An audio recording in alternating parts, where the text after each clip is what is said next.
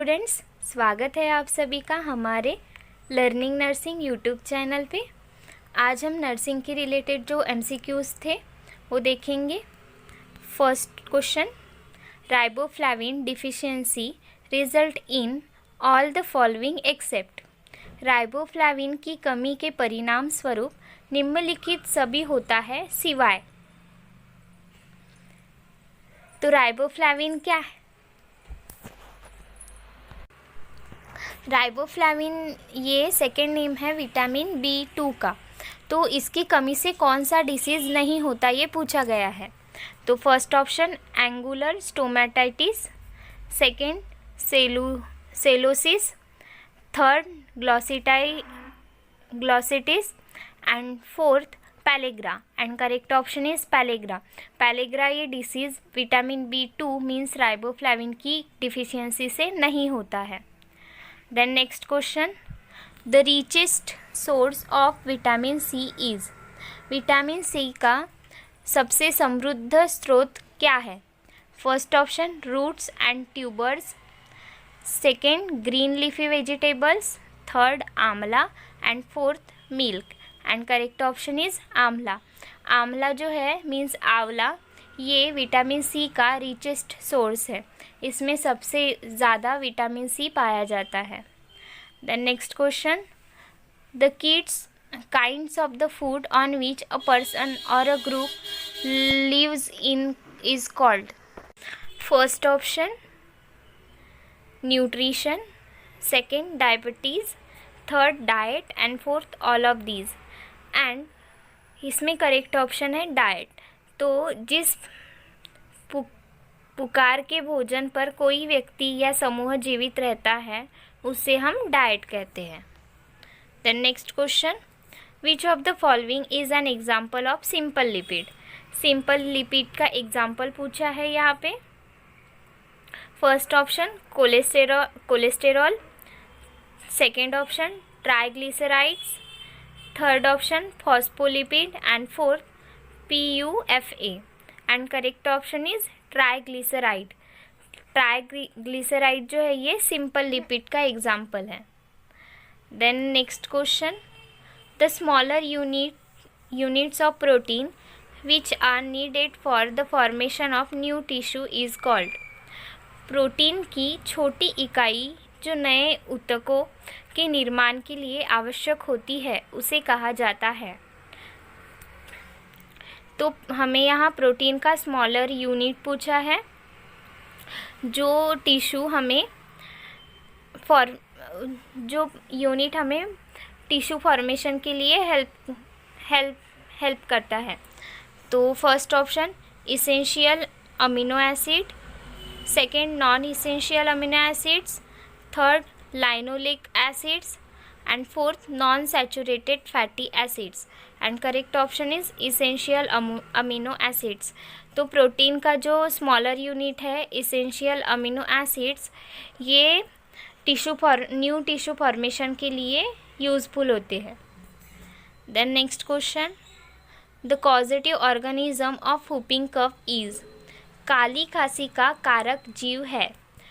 First option rotavirus, second group A beta haemolytic streptococci, third Bordetella virus and fourth Corynebacterium diphtheriae. And correct option is Bordetella virus. Bordetella virus की वजह से whooping cough होता है। Then next question, the three distinct antigen hepatitis B virus has are all except। Antigen hepatitis B virus के कौन से three distincts हैं?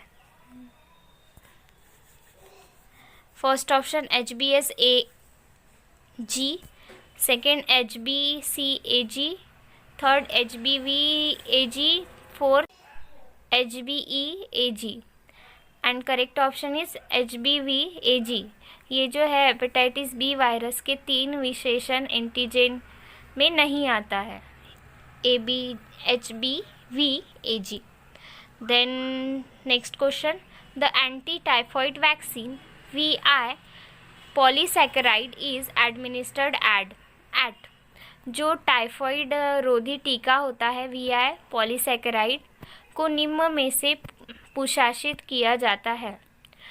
तो टाइफाइड की जो वैक्सीन है वो हम कब देते हैं? तो first option at birth, second 9 months, third 1 year and 6 months, and fourth 2 years, and correct option is 2 years. Then next question, the modes of transmission of malaria are all of the following except निम्नलिखित में से कौन सा पर्याय है जिसकी वजह से मलेरिया नहीं ट्रांसफ़र होता? तो first option infected mother to newborn, second female Anopheles mosquitoes, third skin to skin contact, and fourth blood and blood products, and correct option is skin to skin contact से malaria नहीं transmit होता। Then next question, lymphatic filariasis is caused by लसिकात्मक filariasis किसके कारण होता है? First option B malayi, second W bancrofti, third B timori, and fourth all of this, and correct option is all of this. तो ये सभी जो viruses bacteria है इनकी वजह से लिम्फेटिक फाइलेरियासिस होता है। Next question, the word post card describe the element of administration in which S stand for?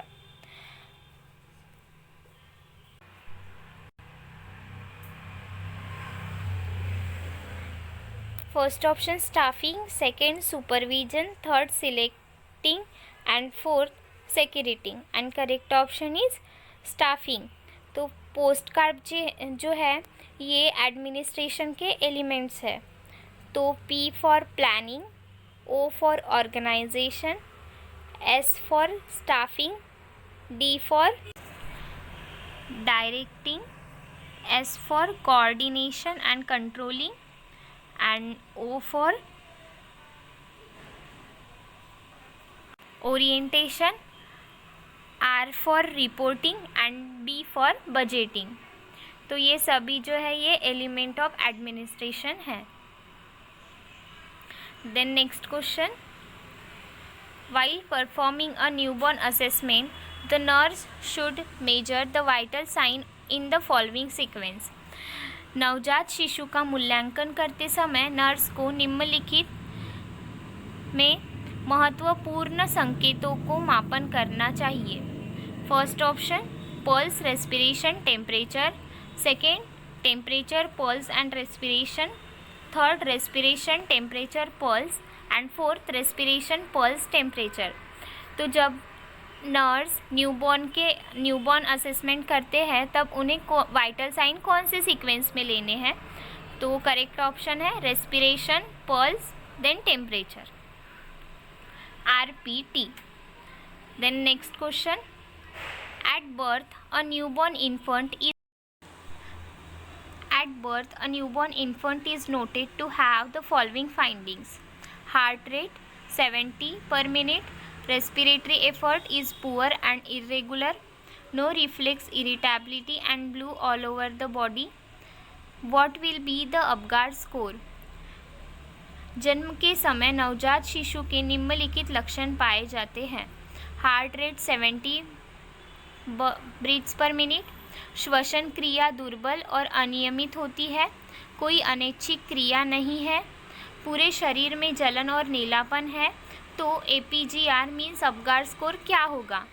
0, 1, 2, 3, and correct option is 2।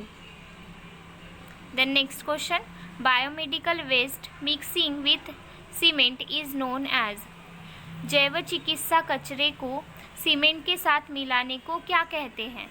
First option incineration, third inertisation, third shredding, and fourth autoclave, and correct option is inertization means जड़ता।